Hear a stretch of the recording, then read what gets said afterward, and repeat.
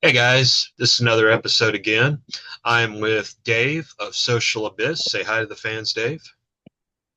Hey, what's up, everybody? Now, Dave, you make a very interesting type of industrial. I don't want to exactly call it agrotech, but it's got kind of that vibe I get off of it, but it's also got some really nice vocal, like clean vocals too, I've noticed. So you want Yeah, to yeah. go ahead and tell us a little bit about your history. Oh, okay. Yeah, well, actually, going back to the day I started out as a drummer in a punk rock band in Denver. Way back in the day, if I'm going to date myself, 1983, right? And so that's where I got my start. And we started playing shows there as a punk rock band out there in Denver. Actually, was very fortunate and blessed to open up with the band. Some people may or may not know the Violent Femmes, and that's where I got started in my music. Definitely know them. Great band, actually, to kind of mellow out to. Yeah, yeah, exactly. Yeah, old school. They were just an acoustic three piece kind of, right? And but they knew how to rock it. Oh yeah. So what brought you up to doing Social Abyss?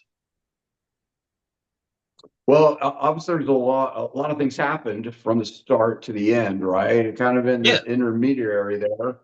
Uh, After that project in Denver, and that had ended, as some things do with bands, right? Band broke up. So I moved to Los Angeles. Now we're in Los Angeles now, and this would be, kind of the beginning, actually, of the alternative slash industrial scene in Los Angeles. In fact, proud to say we kind of helped found some of that, hosting a lot of clubs, doing things, playing with bands. I'll never forget the band I was in. We were, trying to make the scene, right? Doing everything right. You're playing all the clubs. You're playing whatever, whiskey a go go, this one, that, all the clubs you're supposed to play, all the things you're supposed to do, and nobody shows up. You go in there, there's like it's dead. There's nobody there, right? Just Mm.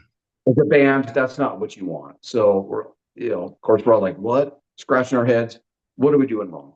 Well, at the time, I just happened to a little side story, know someone. I was interested in some Buddhism back then, and there was a member of my group, a very famous record producer at the time, doing a lot of top 40 hits. Of course, couldn't ask him for a favor. But what I did ask him was one thing. I said, hey, we're trying to make the scene here in LA. What do we do? How do we make the scene? And I'll never forget, he looked at me and he said, Dave, there is no scene. You have to make your own. And so we proceeded to do such, right? Industrial music, underground music, live shows, hosting clubs, basically created the whole scene there. And, interacted with a lot of really great bands, was able to play with a lot of bands. Jane's Addiction was in the scene, of course, you might remember them. Oh yeah. We had Skinny Puppy, Oh yeah. got to, yeah, open for them a couple times. So, kind of started the whole thing off, right? So that where the industrial scene came into effect, right? And musically, how we how I came about, as a musician, getting into that type of format of music. Okay. That's it's actually pretty awesome, actually, especially the LA scene. I know that it used to be, or it probably actually still is, from what I've heard. I got a buddy that lives over there, that it's just like saturated um, with bands left and right, and it's having a hard time just to stand out alone. But I'm really impressed and proud to say, man, that you did a hell of a job then, especially starting with the industrial. So you're kind of like the OG of industrial when it comes to LA then. Exactly. Yeah, I can actually kind of claim that. That's right. So yeah, pretty cool. To be able to say that. Now that I look back on it, right? When you're in the time and it's happening, you're doing it. You're not really thinking about all of that. You're in the moment, right? But Right. then when you look back on it and realize what happened and what occurred, and how you were part of all of it, then yeah, it's actually really cool. Awesome, man. Awesome. So tell us a little bit about Social Abyss. Yeah, so Social Abyss is a new project that I have. So being in the scene and back in the scene in the day, life happens, right? Things happen. Move around, do this, do that. Different things have happened in my personal life, as does to everyone. And so I wasn't necessarily active in the scene, for a while, quite a while actually. But then recently, once again, due to some personal tragedies that occurred in my life. I went back to what I do. What do I know? What do I do? What do I feel at home with? Being creative, art and music. And so that became a form of therapy for me, right? Music and art. And so I used that, just grabbed onto that, right? It's something that I knew I was familiar with. And so only, about a year ago, uh, decided to become more active, right, and present, and launch myself, back into the scene, actively pursuing, creating, and writing music, trying to do live shows. And so, Social Abyss is a solo project that I've come up with and that I'm now doing. And so that was kind of the origins of it. It was, needing that crutch, needing that therapy of art and music, and it can be difficult to start a band. I'm located in Albuquerque, New Mexico. Shout out to the 505. But, it's as with any band, you can talk to anybody who's been in a band. You got multiple players and pieces, things to do, trying to coordinate it all, make it happen, the discipline, that what it takes to actually make something happen. And so that's what led me to just go ahead and decide to pursue it as a solo project. Okay. That makes sense because, the first band I played in was a punk band, so I can relate to that. And then later on, I played in different bands up until probably about, I think I stopped playing about 10 years ago when I just was like, forget it. Because, as a bass player and a vocalist, I have a vision of what I wanted to do. And at first, everyone's on board, but then all of a sudden, everybody else has got this and that, and that, like you said, showing up for band practice, trying to do things, trying to make sure everybody's schedules line up. And I was like, this is a nightmare. So kind of like you, I went back and I was like, I dug through all my, my CDs and all that. And I found, my Skinny Puppy stuff that I hadn't listened to forever, Frontline Assembly. And I was just like, you know what? These guys have a formula figured out. They're like, forget everything. Usually there's like one or two members. And then you got bands like Come by Christ and yourself. They're just it. That's the main person. And that way you don't have to rely on anyone but yourself to get the work done. And you have complete creative control, so it can be whatever you need it to be. So I completely understand that aspect because a lot of people say a band's like a marriage. Well, I got two ex-wives. I don't need any more marriages, so I'm good. Ah, right? Yeah, exactly. I hear you on that. Yeah, it definitely could be challenging. You've got the personalities, you said the schedules, and just the commitment.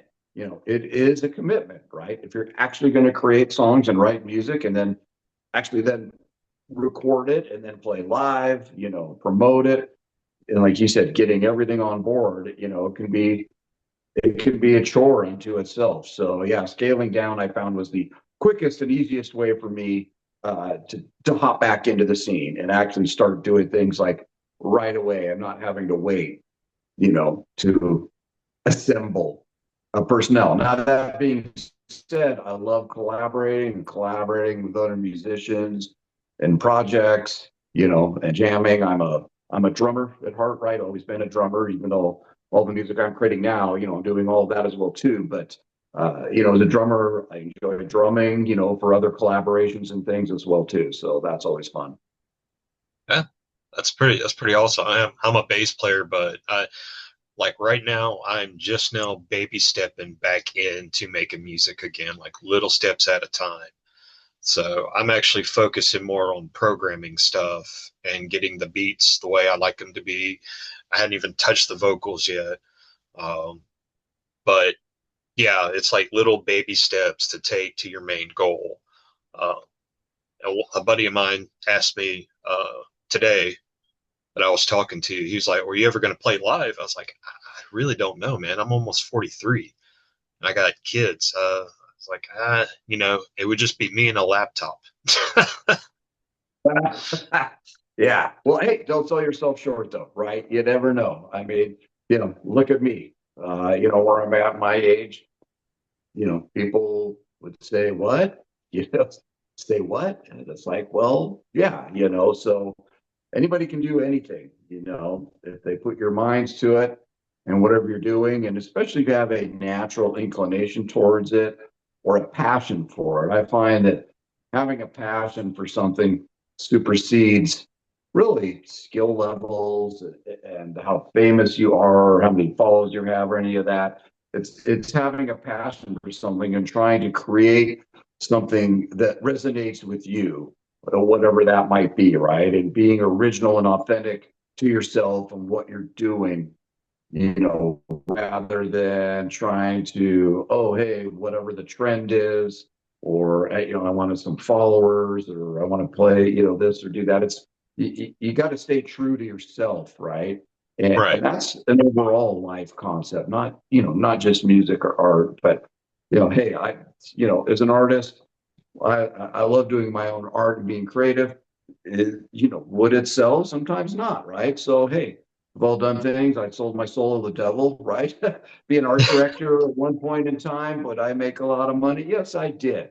But could I claim any of the art? Would I use it in my portfolio? No, I would not, right? So it Yeah. paid well, but it sucks you dry of your creativity. So the great thing about what I'm doing now is I'm back and I'm doing it for me and I have control of it. So I can be doing what I want to do, not what somebody tells me they think I should do. Right. Right. That's awesome, man. Not many people actually get to say that. Uh, but I've noticed in the industrial scene, it seems like we are more liberated than most artists are in a certain aspect. Kind of like in the goth scene and dark ambient, dark wave, and all that. We're more, like I said, liberated than most full time bands or stuff like that because we can kind of. I've noticed like artists like you, like a few other artists I know, it's more I do things at my own pace and I make it for myself. If you don't like it, well, sucks to be you. If you do like it, great. But I tell people if you don't like my art, you could always tell your ex-wife or sell it to somebody you hate, and I'll be happy either way. So Yeah, I hear you on that. So yeah, exactly. So that's what in the genres that we're in, that's some of the freedom that you have. You're right. You don't have to worry about, hey, I'm not out there trying to be a top 40 artist.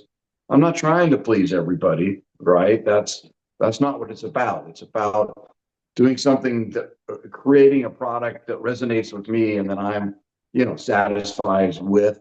And I like to create music that, oftentimes it's either going to be based on a personal life experience that I've had, or it's going to maybe be based on some observation or commentary on society, right? So I like to speak of things that speak to me and then incorporate that, in my music. that's yeah. I mean, the stuff I've heard is pretty impressive. I was pretty impressed by it, to be honest with you. So I'm a fan as well as a friendish friend, whatever. Sorry, man. But yeah, Oh, I well, mean, thank you. I like your stuff a lot. It's really good. I've been jamming to it. I told you, was it a couple of days ago, maybe, that my 2-year-old was like dancing to it. So now you got a new age demographic you got to focus on. So maybe throw in a song I, with like the ABCs or counting 1, 2, 3. Go for that maybe. yeah, there you go. Right. ABC, Sesame Street, Industrial Sesame Street in the house. Right. But and that's the other thing, though. We talk about industrial, right? And I am, that's kind of the basis of my thing because that's my background. That's what I know. That's what I do. But I like to mix genres too, right? If anyone goes to my YouTube or my Spotify, you're going to see songs that that may not be that, right? I can jump Right. around. I have the freedom to create whatever I want. So I may have a this or that. I may have a UK garage song in there, some collaborations I've done, some different things I'm going to borrow from here. I take some techno and some EDM, put it in there. I'm going to take some goth, from over here and put it in there. Maybe a little cyberpunk, right? So I like to mash up genres rather than being pigeonholed in one thing. Right. Like you can only be this. It's like, well, says who? Right. Right. Right? Says who? So that's what I'm all about, right? Taking things that I know and like and love and putting them all together to kind of basically kind of create, I guess maybe possibly it's a new genre. I don't know what it is. Yeah. Yeah. I mean, basically doing your own thing. That's why, sometimes labels I know me personally, I don't like labels sometimes because, like you said, it'll pigeonhole an artist. Somebody be like, well, I don't listen to industrial music. Well, not all their stuff's industrial. They might have a dark ambient song on there. They might have a neo folk or just like a folk song mixed in there somewhere in the bag. I was like, so it's really not fair to pigeonhole artists like that. And I would definitely say you're one that doesn't need to be pigeonholed. So you doing your own thing, and like I said, it's great. I have no complaints. So, and to me, I've been doing music journalism for 15 years, and that's rare that I've said that about artists. So, you got my vote. Oh, well, thank you, brother. I appreciate that. That's No great to problem. hear. Yeah, yeah. So I'm on the track. That's what I'm doing. So, you got to start somewhere. When you've been out of the scene as long as I have, pretty much like starting all over, right? Because who knows me from who? Now if I've got, my bio on Spotify and whatnot, might explain a little bit, what we talked about today, where I come from and whatnot. But anybody else there like that's in the current scene, they may not know that history, right? Or anything from me. So Right. it's almost like just like starting all over from scratch, right? Which okay, fine. That's how it works. I understand it, right? So it's a challenge, right? But what isn't a challenge? I mean, life is a challenge, right? Yeah. In itself. So, we do the best we can every day. Try to get small wins here or there, and that's all you can do, right? So, yeah, I'm excited about things, the direction, what's happening. I've made a lot, of really, really great friends recently. The label I'm on, producer I'm working with. Shout out to Jackal out of Las Vegas. In fact, I'm going to be going out to Vegas here in a couple of weeks, recording a new song. So that should be Nice. really cool. Okay. Can't come with you since you're going to Vegas. I need a vacation. Right. Well, we end up, you blow off a little steam, right? You can't help because it's Vegas down those things. But when I'm there, right, you hole up, you get in the studio. And what I like about what we've been doing is, we will create stuff just right there raw, in the studio. And I like to play the instruments raw. I like to play them live, when we're recording. So everything I like to do it fresh. I like to do it live, uh, rather than, there's different ways. There's a million ways to record a song, but I feel it really grabs the energy more in the essence, the more live work you do, creating something, when you're in the studio. Understandable. Understandable. So, you do have shows coming up, correct? Yeah, I do actually. I've got actually a local show here on the 23rd of August. There's going to be it's being billed as a goth punk market. So it's a whole thing. It's going to be creative art expressions. If you live in Albuquerque, it's down here in Old Town. Really cool place. It's like a community art place. So they've got art galleries in there. They could do different metaphysical things. They'll do tarot readings and tea readings and all sorts of interesting things. So it's a multi-use, nonprofit organization there for artists and musicians. And this is actually going to be their first to venture into, the underground, right, with goth and punk.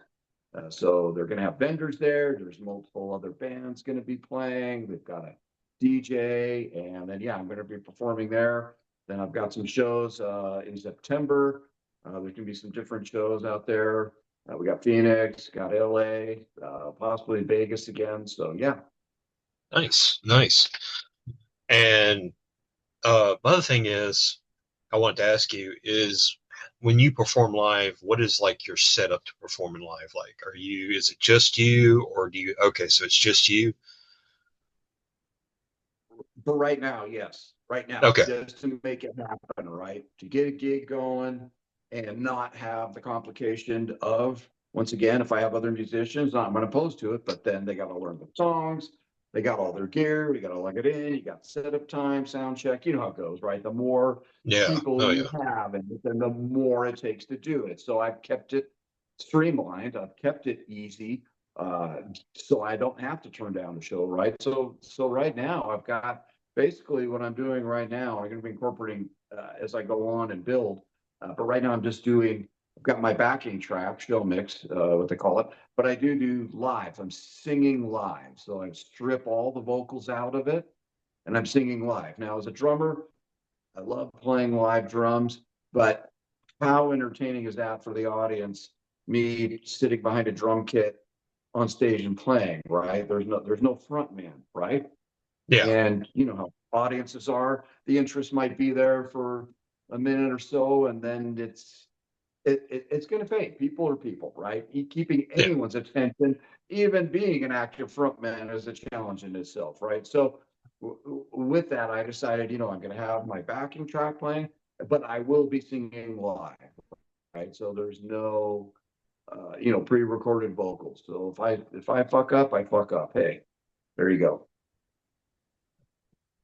Like I said, could be worse. You could always have the drum machine failing you during the middle of a set, and you're just like, all right, well, I guess we're gonna beatbox this thing now. Exactly, right. Yeah, yeah. And I am starting to incorporate, I will be incorporating some other things in there with it as I advance the set, right? And maybe even, some dancing, a little bit of drumming with some pads, possibly, backup singers, things of that nature. So, all those can be gradually added in. But for now, just to make it happen and to get shows and to play shows, and entertain people. It's all about entertainment, right? People want to be entertained. And so Yes, this is the way that I can do it. I can entertain people and have that presence and have a show without having to waiting, forever to assemble something. I agree. I agree with that, and that's pretty awesome. Honestly, that's great. And I can only imagine how liberated you feel doing all that. And then you talk about keeping people's attention. I know before COVID, an average person's attention was 2 minutes. Uh, After COVID, the average attention span is now 45 seconds. And I'm like, it's crazy, but I understand why. I worked for a hospital during COVID, so I can kind of understand it to a degree. So, I mean, you didn't have time to actually rest. It was go, go, go, go, go, go. And yeah, it was pretty interesting and pretty traumatizing experience at the same time. So, but Right. Yeah. So, and those are the challenges, when you decide to play live, right? That's a whole different animal, than recording in a studio or things of that, right? Because you're there, you're live, right? You want to capture the audience, you want to entertain them, but things can go wrong. This can go out on or that. Like you said, your drum machine goes out in the middle of the song, right? You're like, oh my God, how do we overcome, how do we compensate? And so, fortunately for me, I've got a lot of history. I've played, I don't know, I've lost count, over 100 plus shows. I don't know that I've done live. And a lot of it, when we played back in the industrial scene, we did a tremendous amount of improvisation. So you usually don't think of the two together. So you've got, like improvisational jazz over here, right? Everybody knows that is. They're doing jazz, they're just making up, they're jamming. It's cool, right? It's great. oh yeah, yeah, So we took that format, but we did it with an industrial genre. So we would get up on stage and improv live, 80% of the material that we were playing, and then, go the extra step. I would do all sorts of crazy things, build giant sculptures and play percussion on them and smash it and destroy it at the end. It's a lot of fun. to whatever your limit creativity are that you find, you know, that's going to stop you from doing something, right? Yeah. Now, please tell me you're going to record some of these live shows to share with us. Yeah, I've got a couple clips of some shows that I've done in the past with a few things, but yeah, this one coming up, definitely going to have some recording there on some of these newer ones. That's another thing, right? Getting somebody to actually record it, you know, Yeah. you can share. The problem is, if someone just records usually off their cell phone, the sound quality is just horrific, right? You're hearing it, off the cell, you can kind of get a gist of it, but it's not like how you're hearing it in person, right? So, dealing with that aspect of it, you're not going to get that pure sound quality that you would hear if you're actually there, but you can get the gist of it, right? So, Yeah. I agree completely. Well, I really appreciate you taking this time to talk to me, man. Actually, I learned a few things from you, so I really appreciate that, honestly. oh, Is thank there? you. Yeah, and thanks for having me, man. Oh, That's dude, really cool.